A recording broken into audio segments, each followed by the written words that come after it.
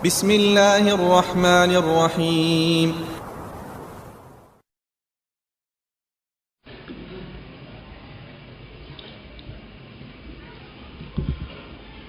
بسم الله الرحمن الرحيم. السلام عليكم ورحمة الله وبركاته. إن الحمد لله نحمده ونستعينه ونستغفره ونعوذ بالله من شرور أنفسنا ومن سيئات أعمالنا. من يهده الله فلا مضل له ومن يضلل فلا هادي له. أشهد أن لا إله إلا الله وحده لا شريك له وأشهد أن محمدا عبده ورسوله. يا أيها الذين آمنوا اتقوا الله حق تقاته ولا تموتن إلا وأنتم مسلمون. يا أيها الناس اتقوا ربكم الذي خلقكم من نفس واحدة وخلق منها زوجها وبث منهما رجالا كثيرا ونساء. واتقوا الله الذي تساءلون به والأرحام إن الله كان عليكم رقيبا.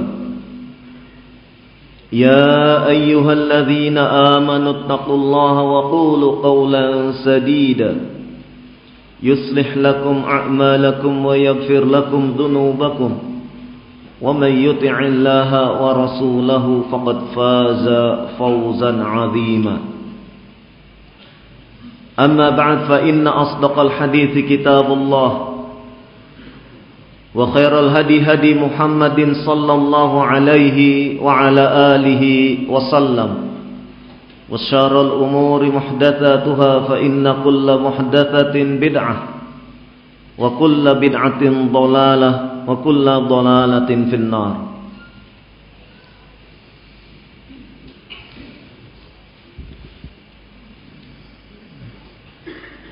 Perjalanan dakwah as-salafiyah di Indonesia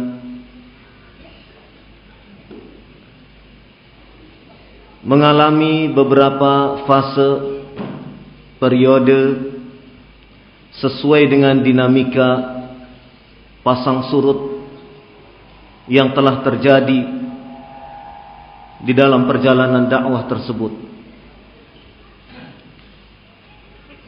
Dakwah merupakan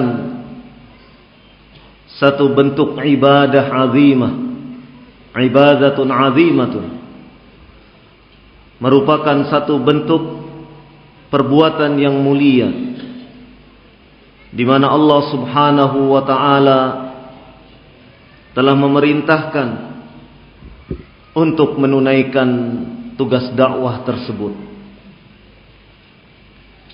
Demikian pula Allah Subhanahu wa taala telah mendorong kepada kaum muslimin yang memiliki kemampuan untuk menunaikan tugas mulia tersebut.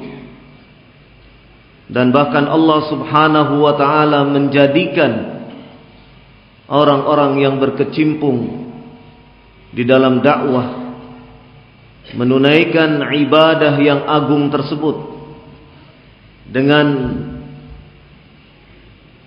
apa yang telah diperintahkan oleh Allah dan Rasulnya, maka Allah Subhanahu wa ta'ala menjadikan pelakunya sebagai orang yang disebut ahsanan nasi qawlan, sebaik-baik manusia dalam perkataannya. Hal ini ditegaskan melalui firman Allah Subhanahu wa ta'ala dalam surat Fussilat ayat ke-33. Allah Subhanahu wa ta'ala berfirman, "Wa man ahsanu qawlan mimman da'a ila Allah wa 'amila shalihan wa qala innani minal muslimin." Dan siapakah yang lebih baik perkataannya dari orang yang menyeru, mengajak ke jalan Allah Subhanahu wa ta'ala, dan ia beramal saleh, dan ia menyatakan sesungguhnya saya termasuk orang-orang yang berserah diri.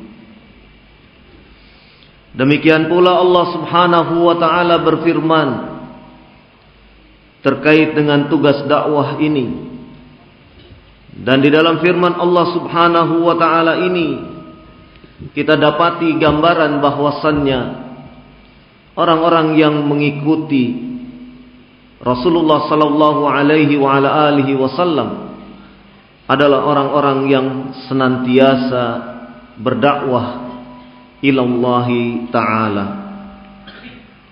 Dalam surat Yusuf ayat ke-108 Allah Subhanahu wa ta'ala berfirman, "Qul hadhihi sabili ad'u ilallahi ala basiratin ana wa manittaba'ani wa subhanallahi wa ma ana minal musyrikin." Katakanlah, inilah jalanku, aku atau saya menyeru ke jalan Allah, mengajak ke jalan Allah, ala basirah, atas dasar basirah, yaitu atas dasar keilmuan. Saya dan orang-orang yang mengikuti saya, dan Maha Suci Allah, dan saya bukanlah termasuk orang-orang yang menyekutukan Allah Subhanahu wa ta'ala. Di dalam firman Allah Subhanahu wa ta'ala ini terdapat gambaran bahwasannya orang-orang yang mengikuti saya, mengikuti Rasulullah sallallahu alaihi wa ala alihi wasallam, adalah orang-orang yang melakukan apa yang telah diperbuat oleh Rasulullah sallallahu alaihi wa ala alihi wasallam, yaitu mengajak manusia ke jalan Allah Subhanahu wa ta'ala.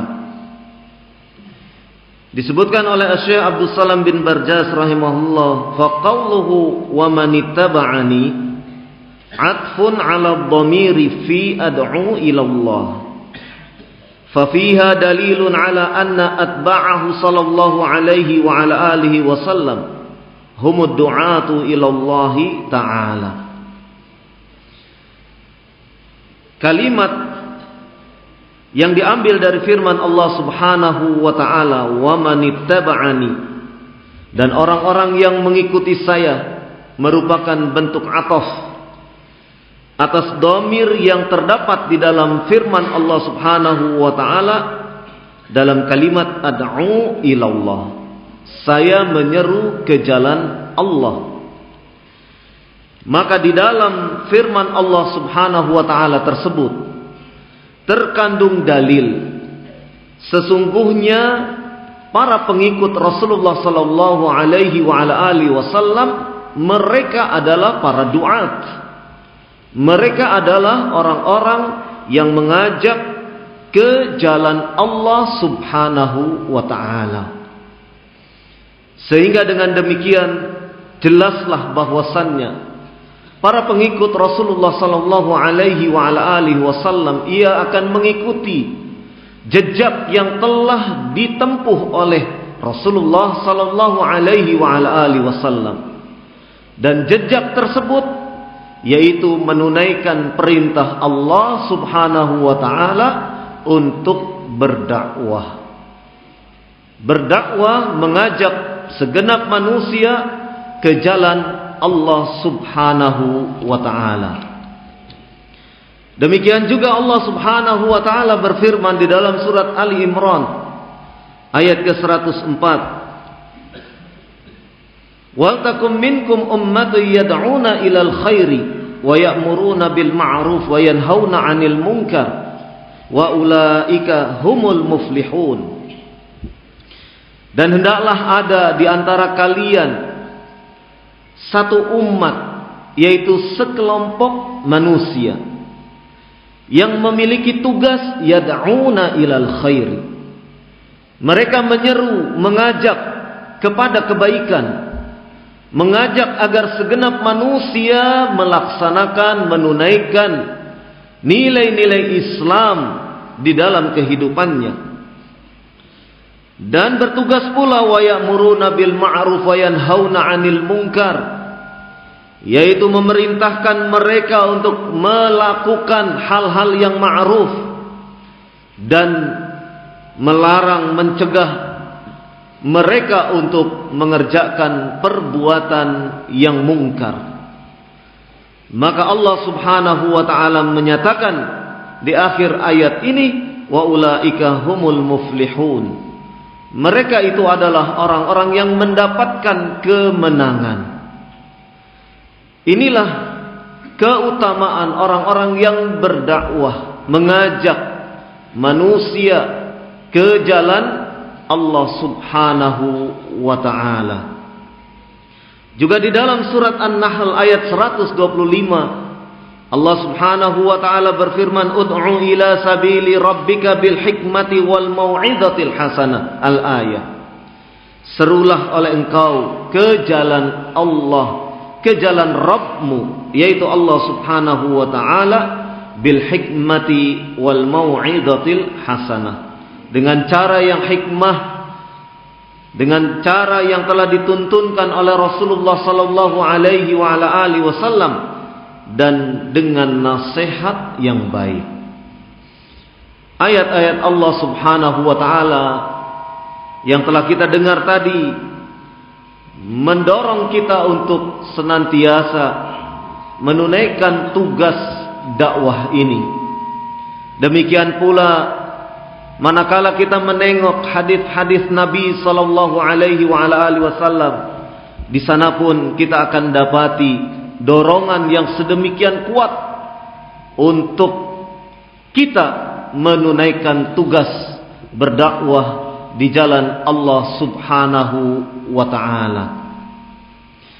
Sebagaimana di dalam As-Sahihain, hadis dari Sahal bin Sa'ad radhiyallahu anhu, anna Nabiyya sallallahu alaihi wa ala alihi wasallam qala li Ali, sesungguhnya Nabi sallallahu alaihi wasallam pernah berkata kepada Ali bin Abi Thalib radhiyallahu anhu, wallahi la ayyahdiyallahu bika rajulan wahidan khairun laka min humrin na'am. Demi Allah, sungguh jika Allah memberikan petunjuk kepada seseorang melalui dirimu, itu lebih baik bagi dirimu dibandingkan bila dirimu mendapatkan unta merah. Unta merah adalah sebuah harta kekayaan yang sangat diidam-idamkan oleh orang-orang Arab pada masa itu, sehingga menjadi pembanding bahwasannya ketika kita mengajak seseorang, kemudian seseorang tersebut mendapatkan hidayah, mendapatkan taufik dari Allah Subhanahu wa ta'ala, kemudian ia hidup di dalam tuntunan Allah dan Rasulnya, dengan kata lain ia mendapatkan hidayah, maka itu lebih baik daripada misalnya seseorang mendapatkan harta kekayaan yang sangat berharga sekalipun. Ini menunjukkan bahwasannya tugas menunaikan dakwah ilallahi ta'ala adalah tugas yang amat mulia dan besar kedudukan pahalanya. Kemudian di dalam Sahih Muslim juga hadis dari Abi Mas'ud Al-Ansari radhiyallahu anhu, ia menyebutkan bahwasannya Rasulullah sallallahu alaihi wa ala alihi wasallam bersabda, man dalla ala khairin falahu mithlu ajri fa'ilihi. Barang siapa yang menunjuki kebaikan, maka ia mendapatkan semisal pahala dari orang yang melakukan kebaikan tersebut. Dari orang yang melakukan kebaikan tersebut, dan ia mendapatkan pahala dari berbuat kebaikan. Dan banyak lagi hadis-hadis Nabi sallallahu alaihi wasallam yang mendorong kita untuk senantiasa menunaikan tugas dakwah ini. Dan para ulama membimbing kepada kita agar tugas dakwah ini benar-benar menjadi amalan yang kita mendapatkan faidah karenanya. Kita mendapatkan kebaikan dari dakwah yang kita lakukan. Maka para ulama menyebutkan hendaknya seorang da'i ilallahi ta'ala menunaikan dakwah itu dengan memenuhi dua unsur, yaitu yang pertama unsur keikhlasan lillahi ta'ala. Ia menunaikan tugas dakwah tersebut adalah ikhlas karena Allah subhanahu wa ta'ala. Yang kedua, ia menunaikan dakwah tersebut, dakwah yang ia tunaikan benar-benar dalam kerangka al-mutaba'ah li Rasulillahi sallallahu alaihi wa ala alihi wasallam, yaitu dalam rangka untuk mengikuti apa yang telah dicontohkan oleh Rasulullah sallallahu alaihi wa ala alihi wasallam. Maka manakala dua hal ini terkumpul pada seorang da'i ilallah ta'ala, maka sesungguhnya ia telah melakukan satu bentuk amal saleh, satu bentuk amal kebaikan yang kita harapkan Allah subhanahu wa ta'ala kemudian membalas kebaikan-kebaikan tersebut. Allah subhanahu wa ta'ala berfirman, "Faman kana yarju liqa'a rabbi faly'amal 'amalan shalihan wa la yusyrik bi ibadati rabbih ahada." Dalam surat Al-Kahfi ayat ke-110. Barang siapa yang mengharapkan perjumpaan dengan Rabbnya, yaitu dengan Allah subhanahu wa ta'ala, maka hendaklah ia beramal saleh. Amal saleh, satu amal dikatakan amal saleh manakala dua unsur tadi, ikhlas karena Allah subhanahu wa ta'ala dan ittiba, mengikuti apa yang telah diperbuat oleh Rasulullah sallallahu alaihi wasallam, apa yang telah dikerjakan, apa yang diperintahkan, apa yang telah dicontohkan dalam bentuk amalan-amalan, dalam bentuk hal-hal yang sekiranya bisa dikatakan sebagai satu bentuk perbuatan yang baik, maka itulah yang dikatakan sebagai amalan soleh. Maka Allah subhanahu wa ta'ala menyatakan faly'amal amalan salihah. Manakala ia menginginkan perjumpaan dengan Rabbnya, hendaklah ia beramal soleh dan tidak menyekutukan di dalam peribadahan kepada Rabbnya dengan sesuatu pun. Ikhwah fiddin azakumullah. Ini terkait dengan permasalahan dakwah. Dan kita lihat bagaimana di dalam perjalanan dakwah as-salafiyah yang ada di Indonesia ini, kita pun harus melihat bahwasannya di dalam perjalanan dakwah di sana ada para duat yang menyeru bukan ke jalan Allah subhanahu wa ta'ala. Mereka menyeru kepada kelompoknya, mereka menyeru kepada kepentingan-kepentingan hawa nafsunya dan lain-lainnya. Oleh karena itu kita perlu mencermati yang demikian ini dan senantiasa mengingat apa yang telah disampaikan oleh Syekh Ubaid Al-Jabiri hafizahullah ta'ala, bahwasannya ad-du'at atau orang-orang yang terkait di dalam dakwah, di seputaran dakwah itu ada 3 golongan.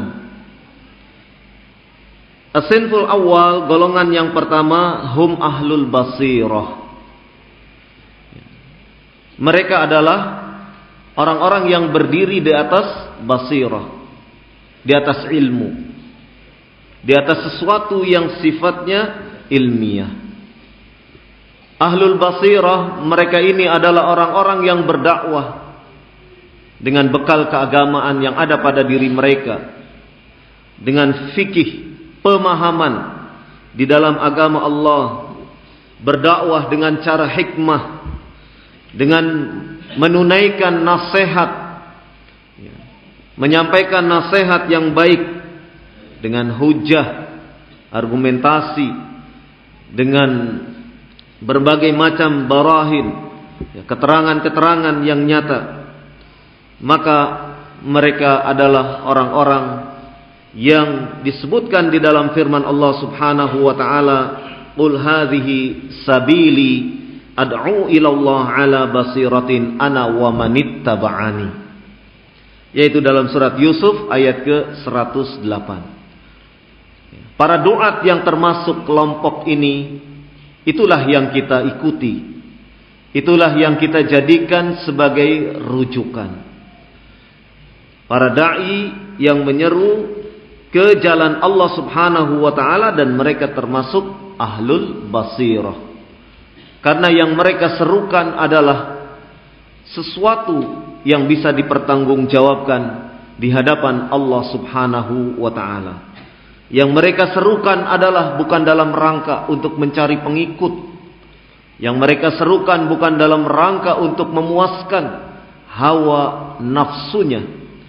Yang mereka tebarkan, yang mereka serukan ke segenap manusia adalah sesuatu yang bersifat ilmiah atau disebut dengan ala basirah, yaitu atas dasar basirah.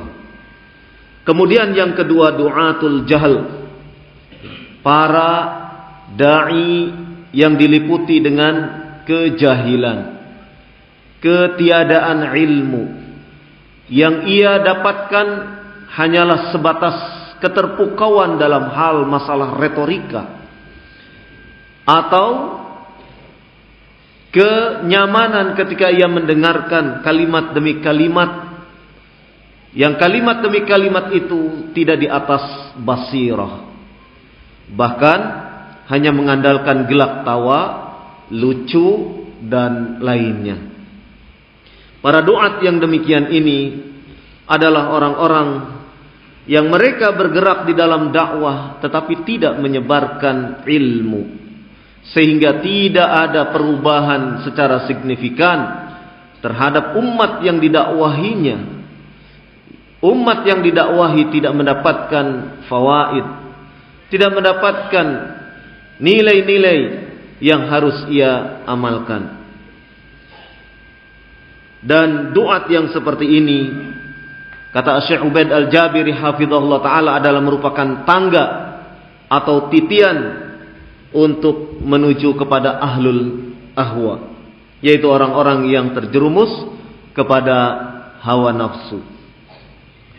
Kemudian as-sinfu tsalis, tipe duat yang ketiga, yaitu duatul fitnah wad dhalal, duatul inhiraf, yaitu orang-orang yang menyeru ke segenap manusia, menyampaikan hanya hal-hal yang menjadikan umat terfitnah, umat tersesat. Maka dikatakan duatul fitnah wad dhalal, para dai yang menyeru sehingga umat terfitnah dan umat tersesat. Dan mereka adalah merupakan du'atul inhiraf, para da'i yang menyeru ke jalan-jalan yang menyimpang. Dan kita harus mewaspadai para da'i yang seperti ini. Dan di dalam perjalanan dakwah salafiyah di Indonesia, kita akan banyak temukan hal-hal seperti ini.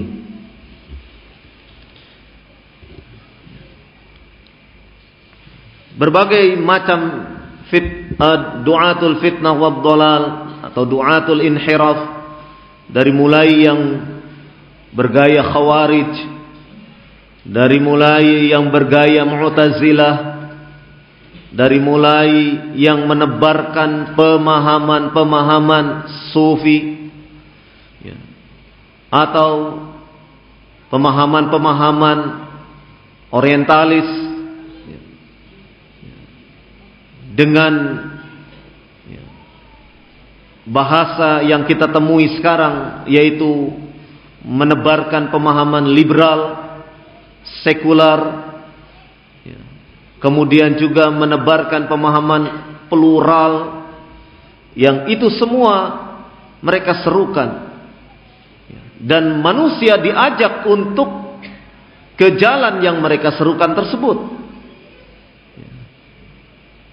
dan mereka berdaya upaya untuk menyebarkan pemahaman-pemahaman tersebut.